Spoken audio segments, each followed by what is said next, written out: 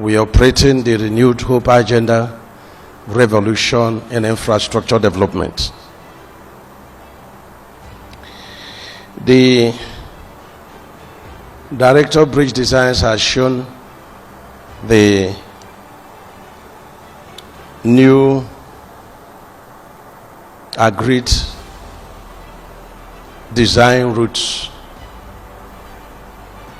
You know, a lot of people have been sending messages as it concerns them.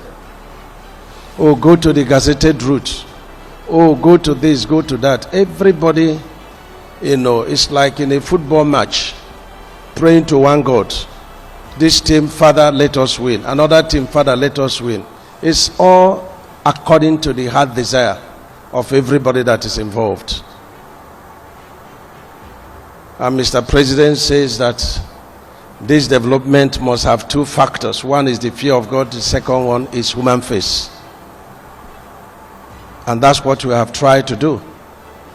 Since we came on Thursday, we have been going through the route every day from morning to sometimes 8 p.m., 9 p.m.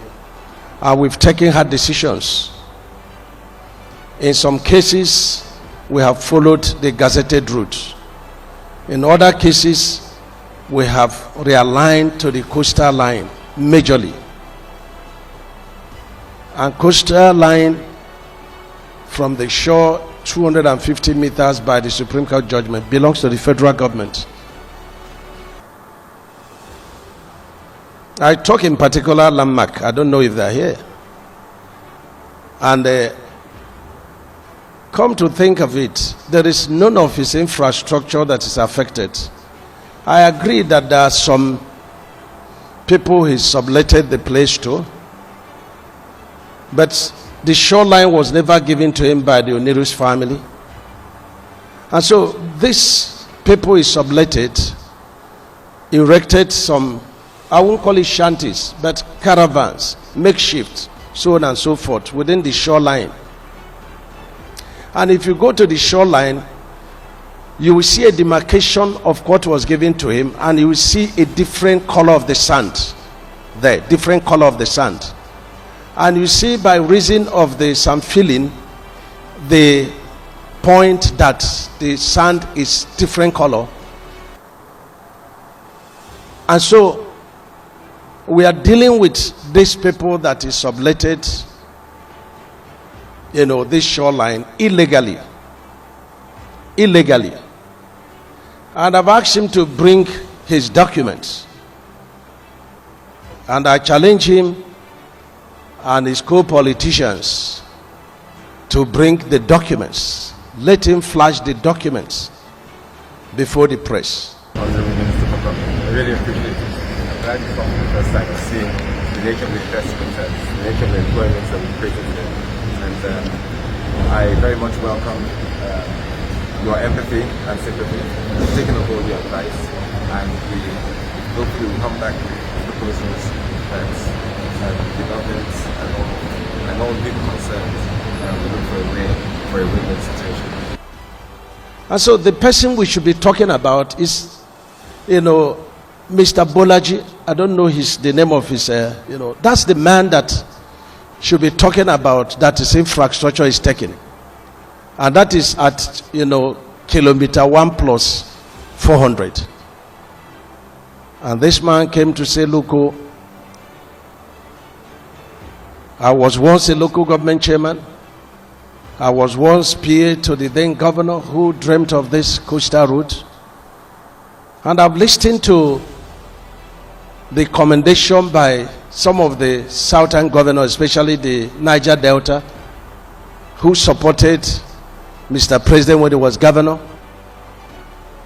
on the need for this coastal route, like His Excellency Donald Duke, like you know, the former governor of Delta State. They all send messages of appreciation. It's unfortunate. We all pray for development, and in every development, sometimes some people pay the price. sacrifice for the development. Yeah, you might be wondering why I'm talking like this. Maybe because I was also on that other side before, so I understand what governance means. I understand when the government is promising to make life easy for the entire of Nigeria. Yes, some of us are affected, no doubt about it. But some of us are not up to 0.1% of the millions of people that will enjoy the coastal road. That's why some of us, like me, and some others also, has taken it to heart to also support Mr. President and the Honorable Minister to ensure that this road come to life. And so I just believe that my brother Landmark is simply playing politics with, politicians, because there is nothing to claim. It brings me to some of the comments made by my brother, His Excellency Peter Obi. I'm not supposed to comment about it because some people have already done the work, and I saw what Arise brought, the say Courtesy Channel, and they were bringing, similar scenario when His Excellency Peter Obi was governor, and he made a statement. He said, any infrastructure that stands on the way of road construction must go, and there will be no compensation paid. The governor warns that any structure standing against development in the state should give way. We have to remove all structures from the road. That's why we're even leaving most of the structures on the express. Once we start the work, the structures must go. The governor also made it clear that no compensation will be made by the state government over such demolition. Quote and unquote. That's what he said. But look at me, by the human face of Renewed Hope Agenda Administration, we are even paying for people that are illegally staying on the coastline and do not even have, valid infrastructure and valid documents. That is messy. That is messy. Some people darken counsel without knowledge. There is devil in details. When you bring judgment, when you condemn people, you bring judgment upon yourself. And that's what he has done. And I think he's inciting some of the Southeast people that are not well informed. He's inciting them, and he gets them into trouble, and he doesn't go to fight for them. Wisdom is a defense. We know money is a defense. But wisdom gives life to those that practice it. And I want our people to have wisdom, because I'm involved.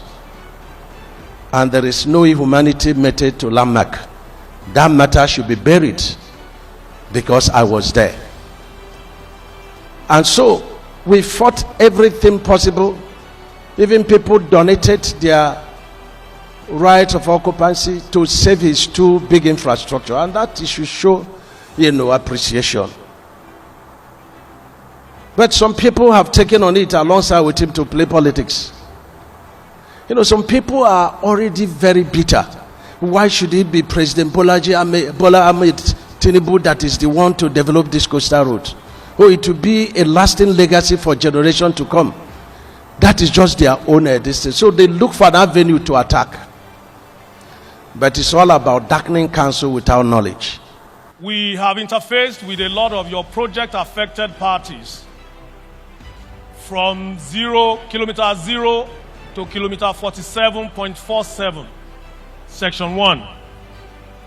And I must commend all your effort in trying to sway away from infrastructure, buildings, communities, and you have saved quite a lot of infrastructure and communities. And I'm very happy that the president has directed me to begin the design of one of the, spurs linking to this coastal route, and that is the Sokoto to Badagry. That was conceived by the President Shagari administration. It's going to connect the ongoing route, Lagos-Badagry route, that is being done by federal government and state government. There is also another route, which is the Enugu-Abakaliki, Ogoja, Cameroon, African Trans-Sahara, route. Is the coastal road is also going to connect it. And we are also presenting the construction. The Sokoto-Badagry is 1,000 kilometers. That of, from the spur of the Trans-Sahara trade route down to Apo in Abuja is 461 kilometers. It means that anyone that is traveling from Sokoto to Lagos will do it in about 10 hours. And traveling from southeast to Abuja, we do it in a maximum of 5 hours. These are the benefits of the coastal road. That notwithstanding, we talk about an economy that needs foreign investment. These roads are going to be constructed with concrete pavement and is EPC plus F, which means that there is foreign investment that will come in. This foreign investment will strengthen the Naira. It will stabilize the Naira. I made mention that the Lagos state government is building the deep sea port, very commendable, as dreamed by President Bola Ahmed Tinubu when he was governor. They had master plan of Lagos and it's been judiciously followed. And many ship that we are paying for transloading right now from Togo, from the way the sea has good depth, we're going to be saving the money because this coastal road is going to be an evacuation corridor for that deep sea port. So no more transloading. They go straight to the deep sea port and offload it, and so you can have your goods. If you are going to northern part of Nigeria, you just come straight to Badagry and then now to Sokoto.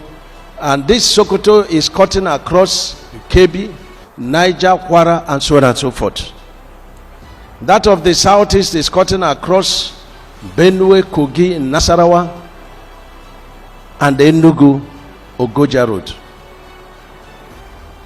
These are tough decisions, and these are for economic revolution.